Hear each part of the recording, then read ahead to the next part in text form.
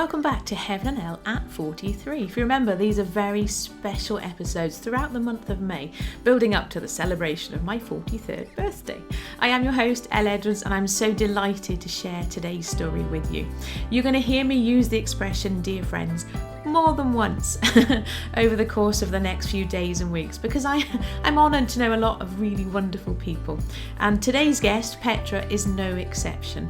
I love her story and it touches my heart because she says so many things in there about God meeting her exactly where she was at and loving her in the way that she needed in that moment, which is already becoming something of a theme. I have the benefit of having seen the next few episodes, and let me tell you, it is a theme, which is just God. He's just so brilliant. So I hope you enjoy today's episode. If you're not already subscribed or following, because remember, this podcast is going out in a number of different places.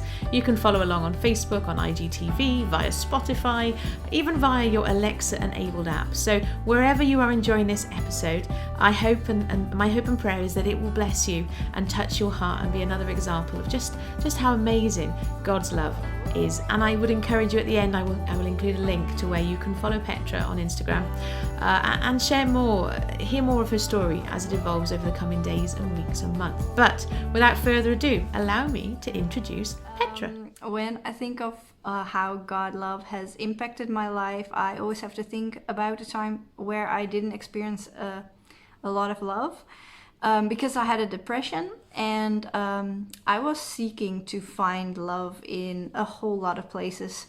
I just wanted to feel alive again, because inside I just didn't feel alive. I was more like surviving in my life.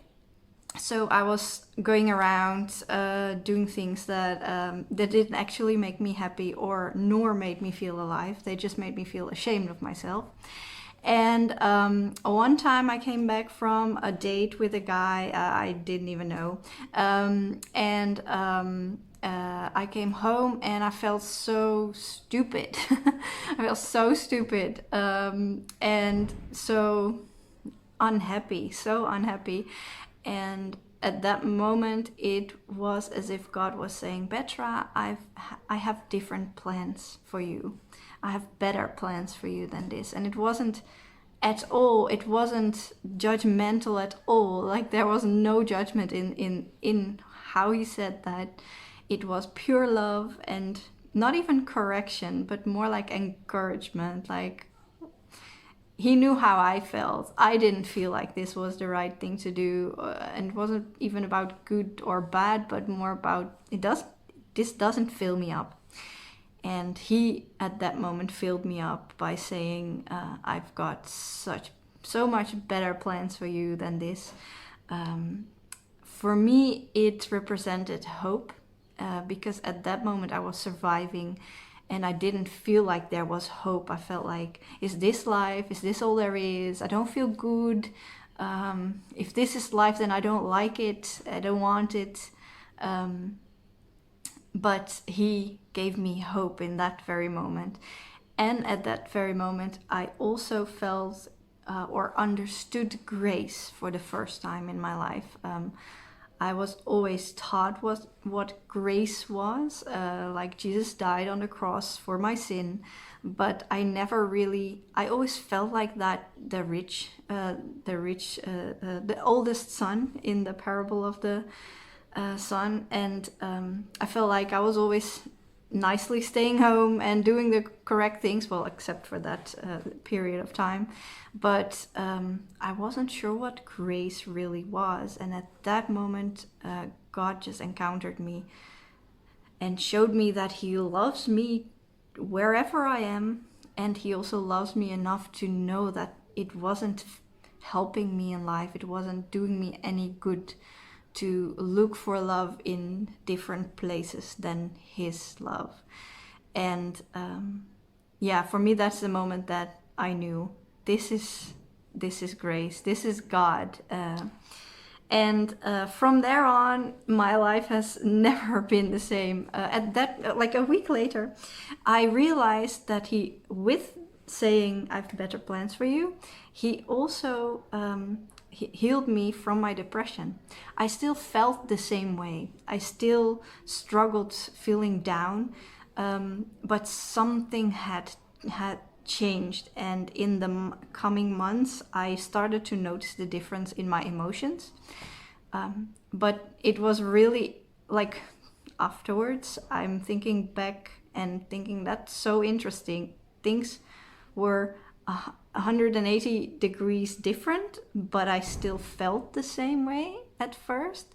And my emotions slowly switched with the truth, the knowledge I had at that moment.